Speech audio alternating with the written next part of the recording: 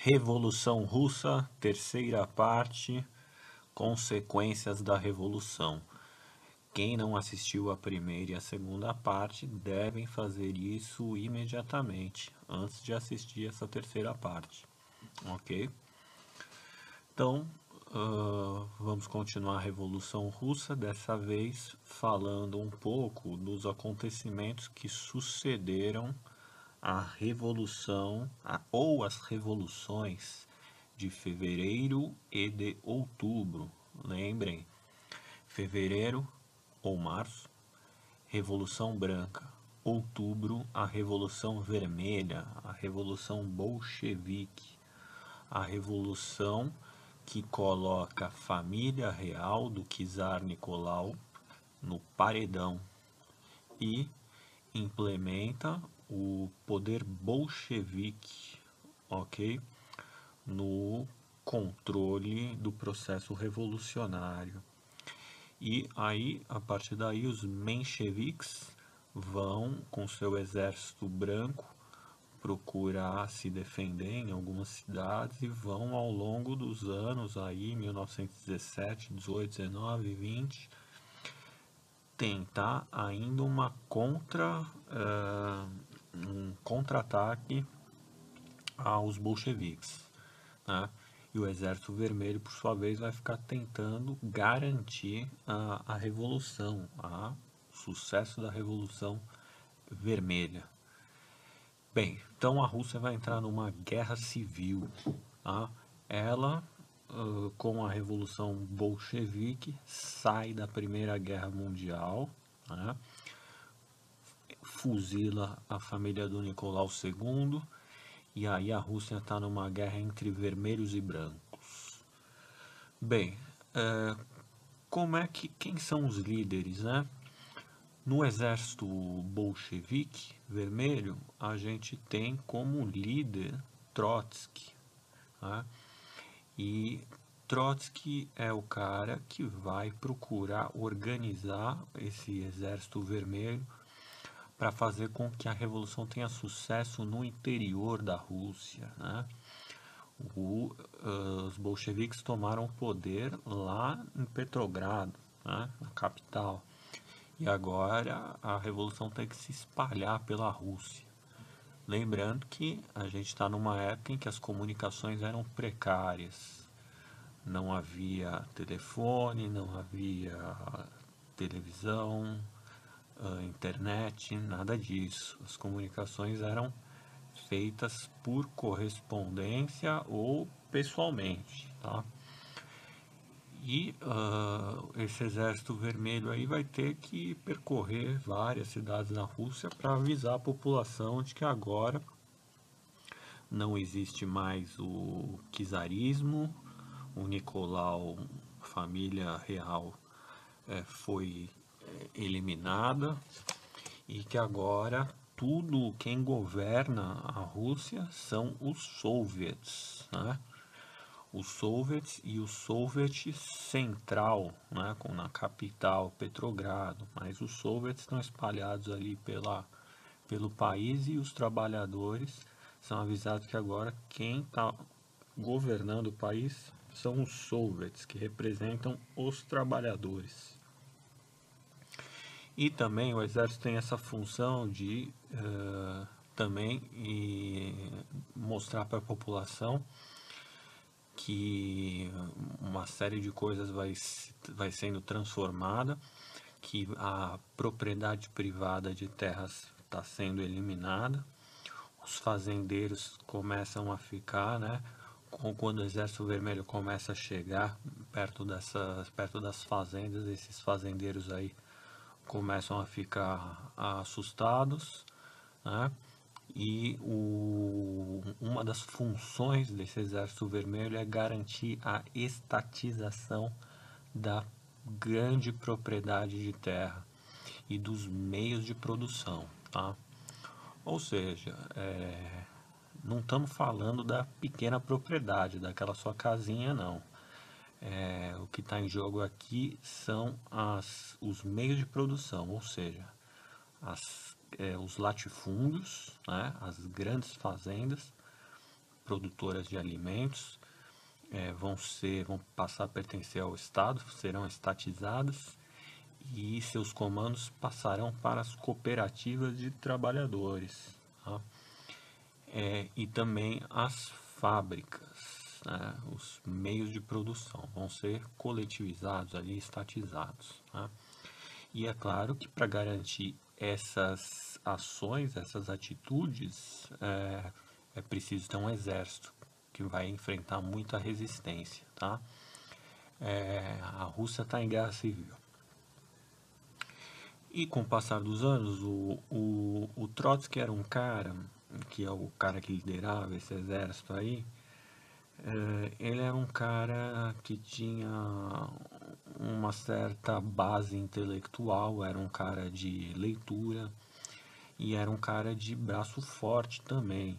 Era um cara que ele defendia com muita confiança os ideais socialistas e ele visava ali uma sociedade socialista e também altamente intelectualizada, né? Outros membros do Exército Vermelho, né, generais, tem toda uma hierarquia ali, né? Como por exemplo Stalin, já vão ter uma perspectiva um pouco diferente, né? O Stalin era um cara era mais rude, era um cara mais grosseiro, era um cara mais da força e menos dos livros, tá? Esses dois caras aí, eles vão, com a morte de Lenin, posteriormente, vão ser os caras que vão disputar ali a chefia do Soviet Supremo, né? E a liderança da Rússia, né? A gente vai voltar nisso, tá? Bem, e como é que vai se dar então essa garantia dos ideais socialistas serem colocados em prática, né? Vai ter sucesso ou não vai ter, né? Bem, várias dificuldades vão acontecer, claro, né? Mas no meio dessa guerra aí, o Exército Vermelho sim vai vai tendo algum sucesso e vai avançando em suas etapas ali na coletivização das terras, né? E os trabalhadores, né, a população, o povão que está ali, né, que você não está sabendo direito o que está acontecendo, vai ser obrigado a aceitar o que está sendo imposto ali, tá? Não tem muita conversa. Bem, e com relação à economia, né? O que vai acontecer durante essa guerra civil aí na Rússia? Bem, a Rússia, como todo mundo já sabe, estava arruinada já, né? Por conta da guerra. Tinha perdido muitos homens, a economia estava super em crise, né? A produção de alimentos estava escassa e o Estado, né, não tinha muitos recursos para garantir a implementação dessas medidas todas, né? Então, o Exército Vermelho também consumia muitos recursos, né? Então, o que vai acontecer? O que o Lenin, né, vai propor? O Lenin vai propor o seguinte: para a gente fazer o socialismo ser implementado de fato na Rússia, a gente tem que ir com cautela, a gente tem que ir com planejamento, né? E porque passar de uma ordem econômica para outra um processo muito complicado, né? E o socialismo ele é uma teoria que está sendo colocada em prática ali pela primeira vez. Então, o Lenin é um cara que pensou o seguinte: ó, temos que ir com cautela, tá? O que a gente vai fazer com esses empresários, com esses banqueiros que tem aqui? O que a gente vai fazer com algum dos fazendeiros aí que estão, né, resistindo? Primeira coisa, ó, vamos dar um passo para trás para em seguida dar 2 passos para frente, tá? O que significa isso? Significa que no início a partir de 21, né, de início, antes do socialismo ser colocado inteiramente em prática para ele ter sucesso, vamos aos poucos. Primeiro, vamos conceder à iniciativa privada algumas autorizações para que façam investimentos em áreas estratégicas dentro da Rússia, tá? E vão permitir uma certa liberdade de comércio interno, tá? Então, ou seja, isso é uma medida própria do capitalismo, né? Criação de empresas privadas para investir ali e gerar uma riqueza que obtenha que deixe certo lucro para esses empresários, mas faça circular mercadorias ali só para ampliar um pouco o fluxo de riquezas e de mercadorias, né? Ainda que tenha lucro em jogo, né? E o lucro é uma coisa que é própria do capitalismo, né? De início a gente permite isso, dizia o Lenin, né? E aí, aos poucos, depois que já dá uma reanimada na economia, no comércio, a gente implementa a nacionalização, a estatização, né? E principalmente nos setores estratégicos, né? O que é o setor estratégico de um país? Tudo aquilo que garante a independência dele, que garante a autonomia dele. Tudo que é essencial para um país existir. Como, por exemplo, indústria de base, né? O que é a indústria de base? A indústria de base é energia, é alimento, é transporte, é exploração dos minérios, né? É a malha ferroviária, né? É a integração, as comunicações, né? Então, a política econômica da Rússia vai ser totalmente voltada para a indústria de base, num primeiro momento, com concessão a certas empresas privadas, tá? Mesmo com lucro. E aí, posteriormente, viria a etapa da estatização, né?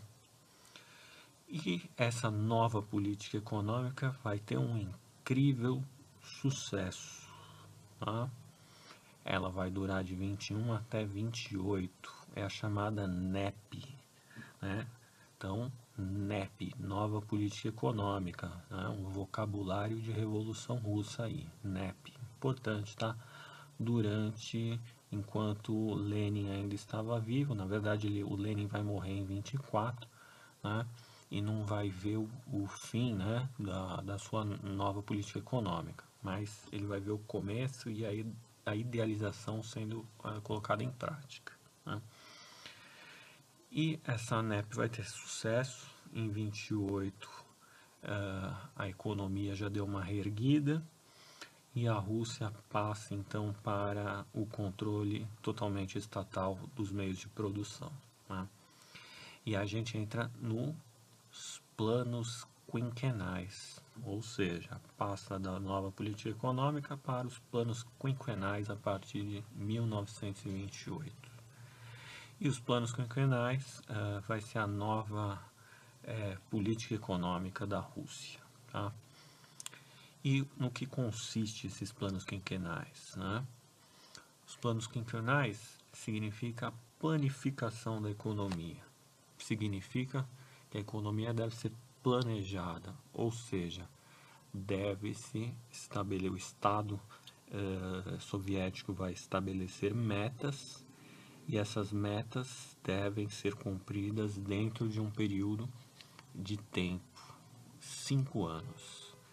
Então, é trabalho sobre metas, tá? Então, funciona basicamente o seguinte: o que a gente precisa? A gente precisa, para a indústria, a gente precisa de tanto de carvão, de minérios para produzir tanto de ferro, para produzir tanto de ferrovia, para produzir tanto de telégrafo, para produzir tanto de armas, para produzir tanto de estradas. Depois, na agricultura, bom, no nosso país a gente tem não sei quantos mil habitantes, temos uma taxa de crescimento tal, então o que a gente precisa para alimentar todas as bocas desse país? A gente precisa de tanto de grão, daquilo, e aí a gente vai produzindo conforme a necessidade das pessoas, tá? De modo que nem produza de mais, nem produza de menos. Todo mundo esteja alimentado, todo mundo tenha acesso à estrada, todo mundo tenha acesso à saúde e educação, tá? Então, é a planificação da economia. Tá? E fortemente controlada pelo Estado, ou seja, né, quem não conseguir cumprir a meta aí está cometendo um crime contra o Estado. Tá? Então, são os planos quinquenais ali, tá? Forte controle estatal sobre a economia, essa é a característica, tá? Vamos avançar.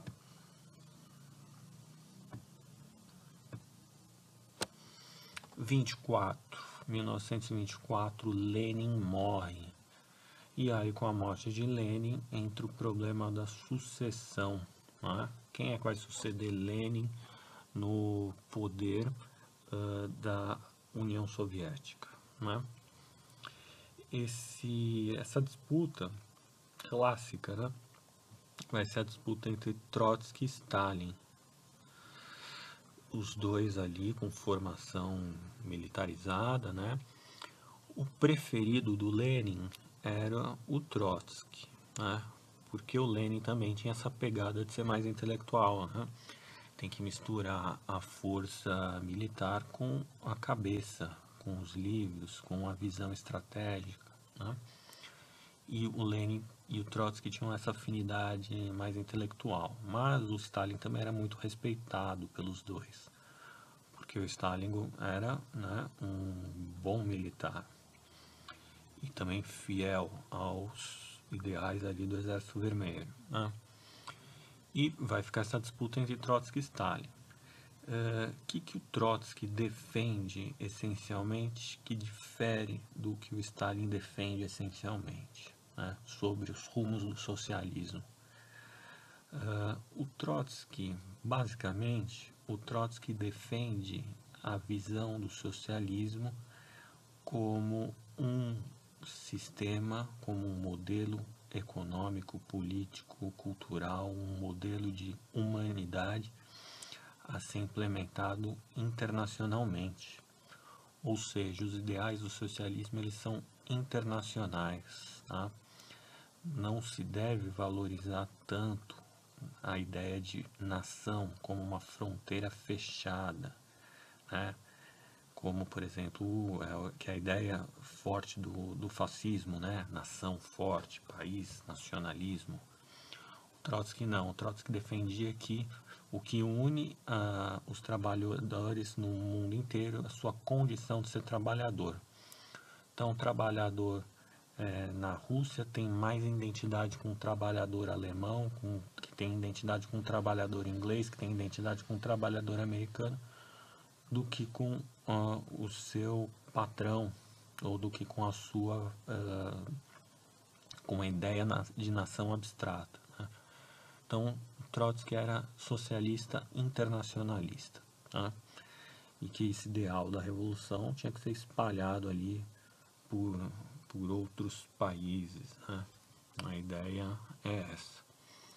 Já o Stalin dizia que a revolução socialista tinha que ser focada primeiramente na Rússia e que cada país cuidasse dos seus próprios interesses, né? Então, para o Stalin, a ideia de socialismo em um só país.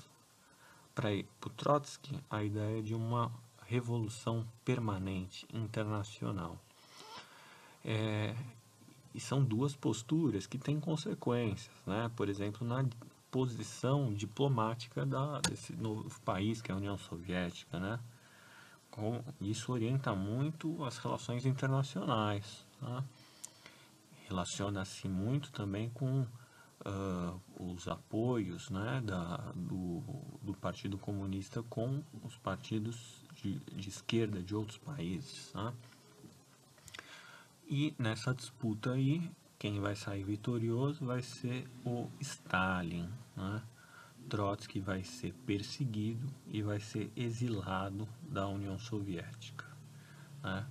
Vai passar aí o resto dos dias fugindo da perseguição de Stalin e viajando aí, né? E o Stalin sai vitorioso em 1925 com a sua aprovação no 14º Congresso do Partido Comunista em 25, tá? Então, Stalin agora sucede Lenin. E o que vai acontecer? Stalin vai governar com mãos pesadas ali, né? A União Soviética. E ele, para garantir esse controle, né? Essa mão pesada aí, né? Ele vai ser um forte apoiador da propaganda, né? Da propaganda, das artes, desde que elas sirvam aos interesses, aos ideais socialistas, né? E também com uma forte característica nacional, né? Da Rússia ali, na União Soviética, porque o Stalin era defensor do socialismo em um só país. Então, muitas vezes ele apelava para essa retórica nacionalista também, né? E a arte foi um dos veículos da qual ele se serviu para difundir a sua propaganda ali, né?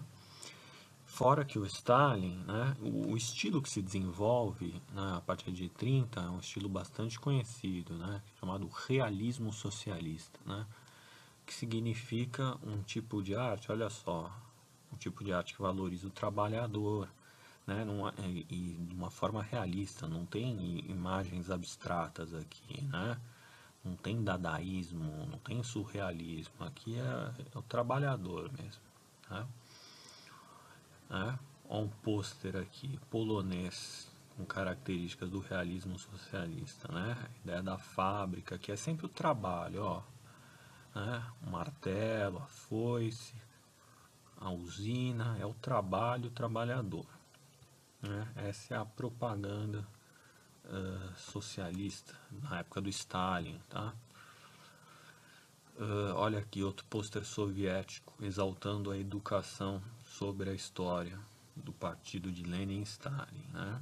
Então a ideia de que os soviéticos, né, de que o socialismo seria um defensor ali forte, né, da educação e tal. Mas, claro, Stalin, apesar de ter apoiado as artes, inclusive o cinema, tá? O cinema vai se desenvolver forte ali, o realismo no cinema soviético, referência mundial, tá? A gente no mundo inteiro vai tentar estudar lá nas academias de cinema da União Soviética. Claro que vai se desenvolver uma intelectualidade forte, né? A educação realmente muito boa, a valorização dos esportes. Mas Stalin também, por sua vez, vai governar com mão de ferro, né? E vai perseguir brutalmente a oposição, né?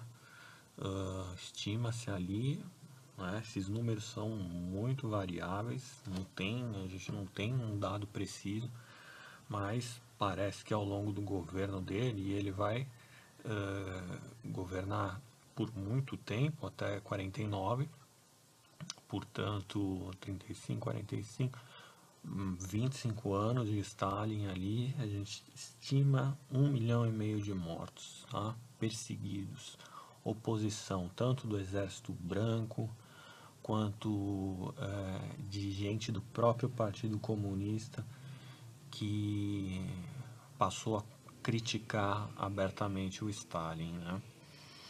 E também a continuidade dos gulags, olha só, famosos também, né? Esses gulags aqui são campos de trabalho, são prisões, né, para presos políticos, né? Desde lá do começo da Revolução, tinha esses gulags aí, né, que é para onde os prisioneiros iam trabalhar. Ok, vamos ver aqui mais imagens, né?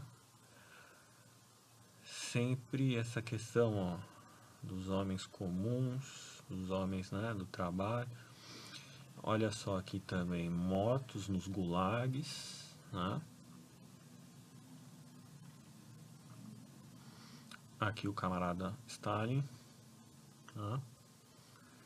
E olha só, expansão dessa Rússia aí.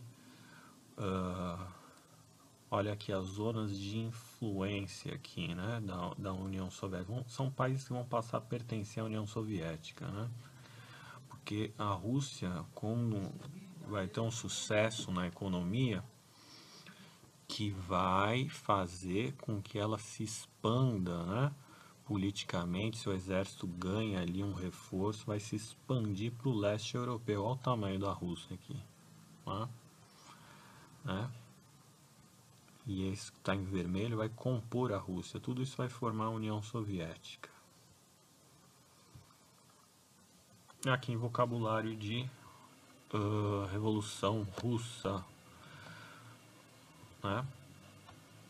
Olha aqui, a gente já falou de algum deles. A Duma, a gente já falou, que é a espécie de um parlamento, né, que foi instituído lá a partir de 1906, com cessão do czar. Guarda Vermelha, né, organizada ali por Trotsky, já falamos também. Soviets, né, o que são os soviets?